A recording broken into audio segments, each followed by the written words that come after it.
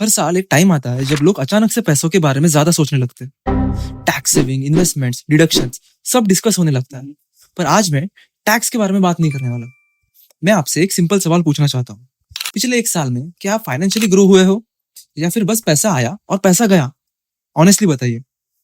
Income बढ़ी या सिर्फ एक्सपेंस बढ़े? इन्वेस्ट किया या कभी कभी रैंडम डिसीजंस ले लिए? आज हम किसी प्रोडक्ट के बारे में बात नहीं करने वाले। मैं सिर्फ 5 सवाल पूछूंगा। अगर आपने इनका जवाब ऑनेस्टली दिया तो आपको खुद समझ जाएगा कि आप कितने फाइनेंशियली ग्रो हुए हो। सबसे पहला सवाल, इस साल कभी मार्केट ऊपर था, कभी नीचे, पर जब मार्केट गिरा आपने क्या किया? एसआईपी कंटिन्यू रखी या थोड़ी देर रुक गए? जब जब नेगेटिव न्यूज आती थी तब आपने क्या किया? आप पैनिक हो गए या आपने प्लान फॉलो किया? बहुत लोग सोचते हैं इन्वेस्टिंग एक नॉलेज का गेम है, पर सच तो यह है, मार्केट कभी आपका नॉलेज टेस्ट नहीं करता। मार्केट आपका सिर्फ पेशेंस टेस्ट करता है। जो लोग पेशेंटली सिस्टम फॉलो करते हैं वो लोग लॉन्ग टर्म में ग्रो करते हैं, और जो लोग मूड फॉलो करते हैं वो बार बार स्टार्ट और स्टॉप खेलते रहते हैं। क्या इस साल आपकी इनकम बढ़ी? अगर बढ़ी तो अच्छी बात है, पर और एक इंपॉर्टेंट सवाल, क्या आपकी सेविंग्स बढ़ी या सिर्फ ईएमआई बढ़ी, क्रेडिट कार्ड बिल्स बढ़े, ऑनलाइन शॉपिंग भी ज्यादा हो गई? बहुत बार हमें चीजों की जरूरत नहीं होती पर हम ले लेते हैं क्योंकि अब हम उन्हें अफोर्ड कर सकते हैं। देखो, ग्रोथ का मतलब सिर्फ ज्यादा कमाना नहीं होता। अगर इनकम बढ़ी पर सेविंग सेम रही तो आप फाइनेंशियली ग्रो नहीं कर रहे। अब तीसरा सवाल, मार्च आते आते बहुत लोग सडनली एक्टिव हो जाते हैं कि सर टैक्स बचाना है, कोई प्रोडक्ट सजेस्ट कर दो। पर एक सिंपल क्वेश्चन, आपने अप्रैल से फरवरी तक क्या किया? क्या प्रॉपर प्लानिंग की थी या अब लास्ट मोमेंट पे कोई भी इन्वेस्टमेंट कर रहे हो? बहुत बार लोग जल्दी जल्दी में कुछ भी खरीद लेते हैं, जैसे रैंडम इंश्योरेंसेस और ईएलएसएस।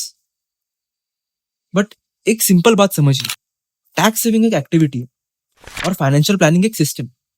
अगर आप सिर्फ मार्च में एक्टिव होते हो तो वो प्लानिंग नहीं होती, वो सिर्फ एक लास्ट मिनट रिएक्शन होता है। Before going to fourth question, I want to tell you guys, मैं एक कम्युनिटी बिल्ड कर रहा हूँ उन लोगों की जो पैसों के साथ बेटर और स्मार्टर डिसीजंस लेना चाहते हैं।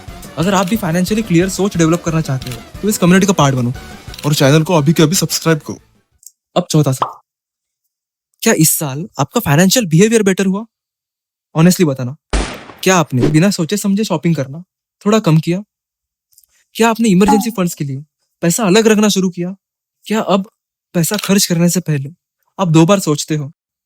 सच तो ये है, पैसा सिर्फ मैथ्स पे डिपेंड नहीं करता, ये बिहेवियर पे डिपेंड करता है। अगर आपका बिहेवियर धीरे धीरे इंप्रूव होता है तो आपके रिजल्ट्स टाइम के साथ इंप्रूव होते हैं। लेकिन आपका बिहेवियर अगर सेम रहता है तो इनकम बढ़ने के बाद भी फाइनेंशियल लाइफ वही की वही रह जाती है। अब लास्ट सवाल, अगर आपको अपने फाइनेंशियल ईयर को 10 में से स्कोर देना हो तो आप कितना दोगे? 5, 6, 7 या उससे ज्यादा? और उससे भी इंपॉर्टेंट है कि आप ये स्कोर क्यों देना चाहते हो। मैं जेन्युइनली इंटरेस्टेड हूँ ये जानने के लिए। कमेंट्स में बताइए। अगर आप परफेक्ट नहीं थे तो ये कोई प्रॉब्लम नहीं है, लेकिन एक बात समझ लो, अगर हैबिट सेम रही तो अगला फाइनेंशियल ईयर भी ऑलमोस्ट सेम ही होगा। इनकम बढ़ सकता है पर आपका बिहेवियर नहीं बदला तो रिजल्ट्स भी नहीं बदलेंगे। शायद ये सही वक्त है खुद से एक प्रॉमिस करने का।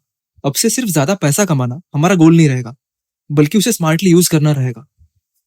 अगर आपको ऐसे ही डिस्कशंस पसंद आते हैं जहां हम सिर्फ प्रोडक्ट के बारे में बातें नहीं करते, बल्कि पैसों के पीछे की सोच और बिहेवियर समझने की कोशिश करते हैं, तो चैनल को सब्सक्राइब किए बिना मत जाओ।